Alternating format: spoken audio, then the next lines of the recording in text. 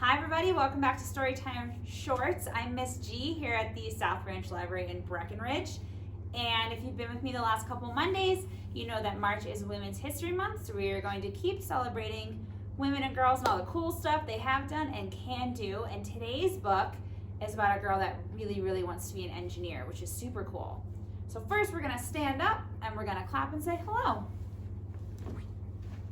All right, we clap and say hello. We clap and say hello with our friends at story time. We clap and say hello. We wave and say hello. We wave and say hello with our friends at story time. We wave and say hello. We stomp and say hello. We stomp and say hello with our friends at story time. We stomp and say hello.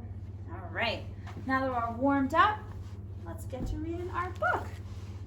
All right, so this is called Rosie, Revere, Engineer by Andrea Beaty.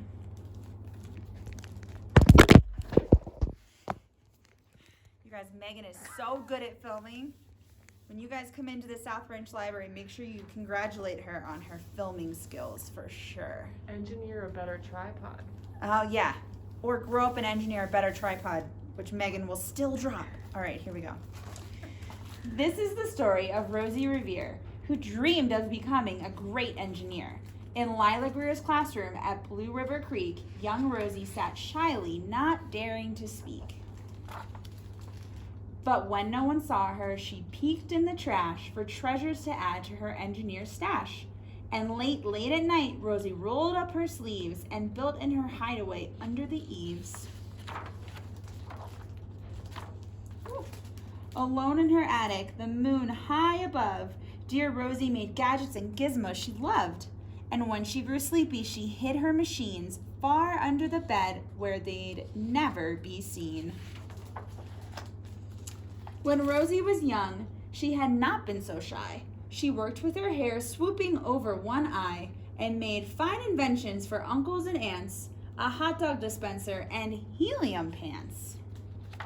That sounds like fun. The uncle she loved most was zookeeper Fred. She made him a hat to keep snakes off his head. From parts of a fan and some cheddar cheese spray, which everyone knows keeps the pythons away.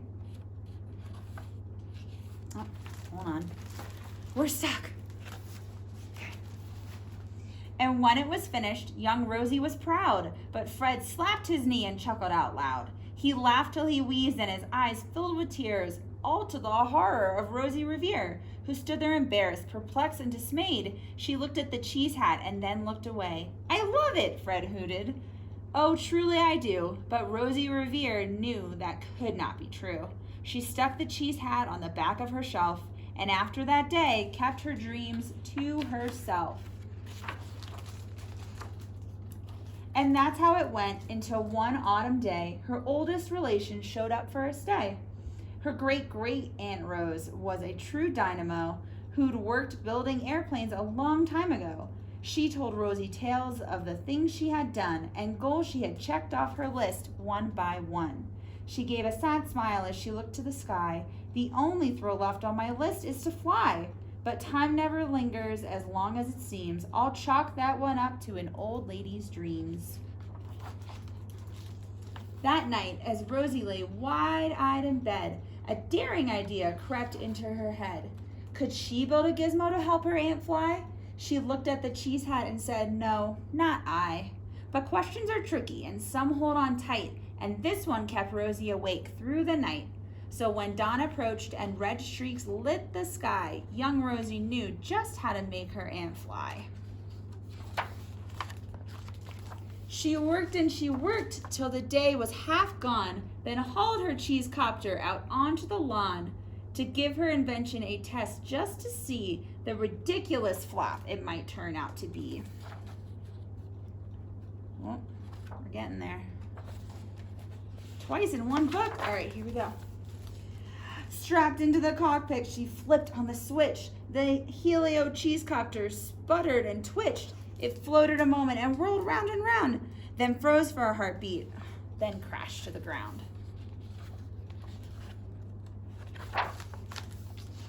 Then Rosie heard laughter and turned round to see the old woman laughing and slapping her knee. She laughed till she wheezed, and her eyes filled with tears, all to the horror of Rosie Revere, who thought, oh no, never, not ever again will I try to build something to sputter or spin, or build with a lever, a switch, or a gear, and never will I be a great engineer.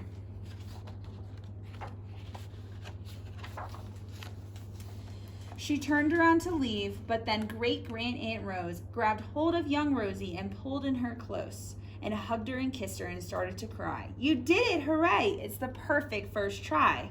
This great flop is over, it's time for the next. Young Rosie was baffled, embarrassed, perplexed.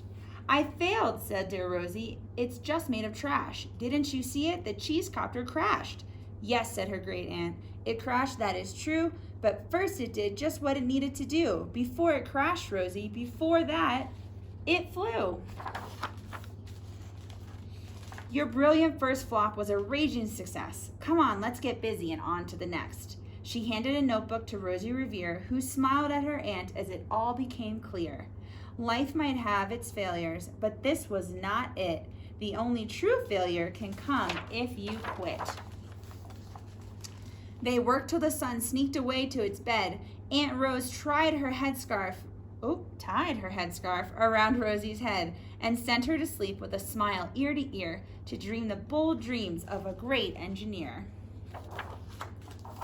At Blue River Creek, all the kids in grade 2 built gizmos and gadgets and doohickeys too. With each perfect failure, they all stand and cheer, but none quite as proudly as Rosie Revere.